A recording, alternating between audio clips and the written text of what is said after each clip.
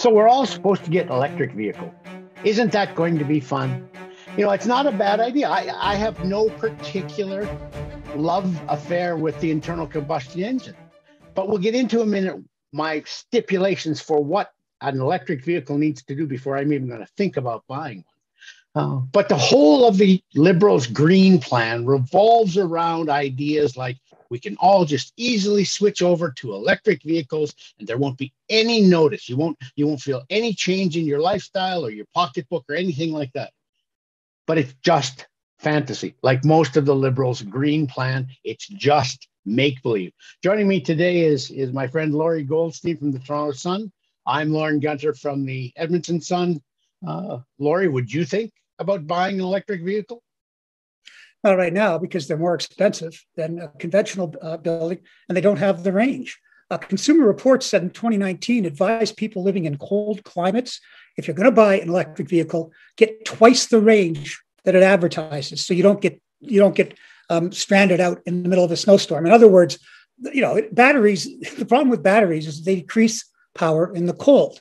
So that's the first thing. The second thing is that look at what, it's not just the federal government, it's provinces like Ontario, BC, and Quebec that are trying to create and prop up this industry. They're spending billions of dollars subsidizing auto manufacturers to retool for EV. Now, to be fair, that's how you get an auto plant today. So that money would be spent whether it was conventional or not. But then come the subsidies. The federal government and provinces like Quebec and BC give substantial taxpayer-funded subsidies to people of above average incomes to buy electric vehicles, because otherwise people won't buy them. And when you don't have those subsidies, you don't get good sales. Okay, so we're talking about billions of dollars there. Now there's charging them, right? You need to build up the infrastructure. Well, with internal combustion engine vehicles, the structure's already there. It's provided by the private sector. It's gasoline stations. It's repair shops. Well, now you have to create this across the country. That's going to be billions and billions of dollars. Then you have things like in Ontario, which doesn't have a subsidy, a direct subsidy. What they're going to do is introduce an ultra-low electricity price overnight. Now, what's that for? It's anticipating the charging of vehicles at home, where people will have to pay more to get the right connections to do it, right? And all of us who don't have will be paying for above income people to have their electricity cheap. I guess we can benefit if we want to do our laundry at 3:30 in the morning. But it's mainly to sort of prompt this issue.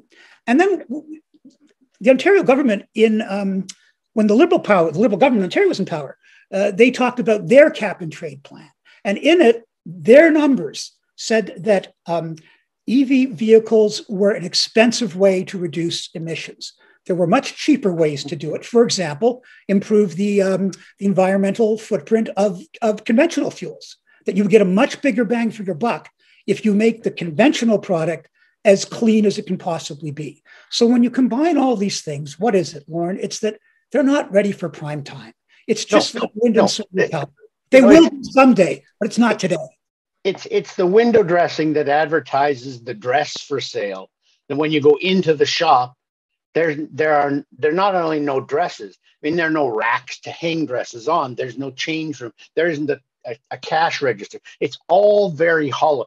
I said in the intro that there were three things that an electric car would have to do, or electric truck would have to do before I would consider buying one. It has to go as far as my internal combustion engine. My internal combustion engine now will go 800 kilometers between fill-ups. It has to be refueled or recharged as quickly as I can refuel, which is under 5 minutes. That's not happening anytime, I think, in my lifetime, certainly not in the next decade or so. And it has to be as reliable in a Canadian winter as an internal combustion engine is. And there is nothing that's being sold now with an electric motor in it that is as reliable as an internal combustion engine. As I said, I'm not married to the ICE, the internal combustion engine, but I am not switching over to electric when it's completely impractical to do so. And then, when you look at the infrastructure, the estimate is that in order to charge all of the vehicles that we would be buying that are electric by 2035, when Trudeau says he's going to outlaw the sale of internal combustion engines in Canada, you'd have to build 12 new nuclear plants between now and 2035. Nobody even has one on the drawing board, much less going through the approval process, dealing with the protesters, trying to find neighbors who would sell the land for it. Yeah, none of that is there. And you know how many operating nuclear plants we have in Canada now? 6. So we'd have to double the number of nuclear plants to carry out Trudeau's plan, and that is just not going to happen. The whole thing about this is it's terribly, terribly impractical. It's not just replacing the 11,000 gasoline stations there are in Canada. It's not just making new nuclear plants or hydroelectric dams.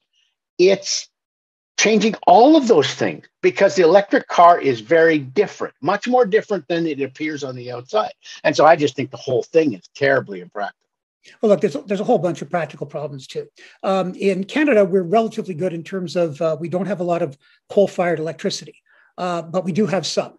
And in other countries, coal-fired electricity is dominant. If you have coal-fired electricity and now you've suddenly got hundreds of thousands of these new cars, you don't get an environmental benefit because the electricity that takes it are polluting. I'll give you a personal example. I have a cousin in California. He has a Tesla. We went out for a ride in it. It was beautiful. It was the stopping was like excellent. It uses the engine power. In California, it's great. He's retired, very wealthy former executive. As I recall, the Tesla he bought was somewhere between $200,000 and $300,000. And great for him, and great for people who in California, where it's not a huge problem. So the technology will get there, but the problem is it isn't there now. And this is the alternative I would suggest. Instead of pouring more and more money into these things, would you look at the auto sector? In recent years, they have dramatically improved emissions and pollutants. When the government says, well, this will replace 24 million cars, the only reason it's 24 million cars is because the auto industry has done such a good job and the oil and gas sector of making cleaner fuels. So what I would be saying to people is, we want you to buy just the car that you need. We're not going to tax you if you buy a pickup truck and you need it for your work. But like in Toronto, we have people running around with these giant, in Forest Hill, in Rosedale, like it's become a status symbol to have these ludicrously overpowered SUVs and pickup trucks. So the message to me would be no. Electricity isn't there yet. But what we can do now is that we can only buy the amount of car we need. You can keep it well tuned. That's the most important thing. And we can lower emissions then while this other technology that isn't ready for prime time is ramping up. The same way we could do about energy. Okay, we need nuclear power and natural gas to replace coal. Those are the fuels to use now until wind and solar are ready for prime time.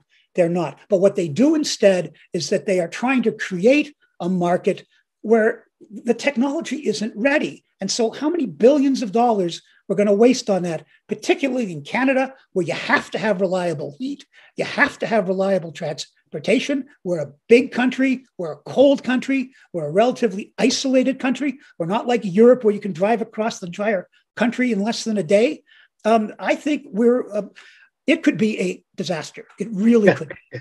Now, we got about a minute left, but so I just want to touch on a column that you had published in the Toronto Sun about how the Liberals have failed yet again to meet their emission targets and what the implications are for that. Yeah, look, for 2020, we've just got the numbers. The Trudeau government failed to meet its 2020 emission target. This is the 9th time a federal government, going back to 1988, 5 of them Liberal, 4 of them Conservative, had set a target and failed to meet it. So let's stop the stupidity of these targets. Let's talk about emissions reductions after they've already occurred, not predictions of what they will be. And finally, to be fair, one thing I should say, because it's so rare that the Trudeau government does something sensible on the energy file, they have approved the Bay du Nord offshore oil project in Newfoundland and Labrador. It still has to go through a lot of hoops, but it will give, I think it's $12 billion in investment, jobs for people in Newfoundland, tax revenues for the government. And also, it's a Norwegian company in Canada meaning another example of democracies having access to freedom oil, as opposed to what we've now learned is the disaster when you rely on dictator oil from places like, or people like Putin. And so to give the government credit where it's due, one good thing, I wish they would have been as cooperative with the conservative governments in Saskatchewan and Alberta as they were with the Liberal government in Newfoundland and Labrador in doing this. But to be fair, they made the right decision, and we congratulate them on it. That's a topic for another day, the way they're going to hose Alberta and Saskatchewan to make room for the emissions from Newfoundland. But anyway, that's the end of our emissions for today. If you have a comment, please leave it below. If you haven't already, please subscribe to our YouTube channel and look for our posts on all the major social media networks. I'm Lorne Gunter, and thanks again to Lorrie Goldstein.